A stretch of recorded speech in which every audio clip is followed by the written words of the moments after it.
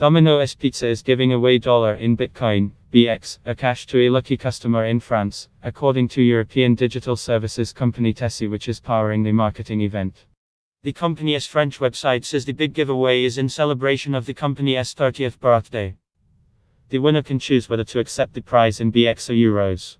Customers have to order pizza online to enter the competition.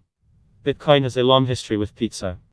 The first real-world transaction using BX is said to be a pizza purchase. Laszlo Haniec traded Bitcoin in May of 2010 for 2 large Papa John's pizzas.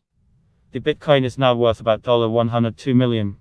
In February of this year, the crypto startup Fold launched a web-based app called Lane Pizza, allowing people to order Domino's Pizza via the Bitcoin. You can read full post on CryptoFans News, link available in text below.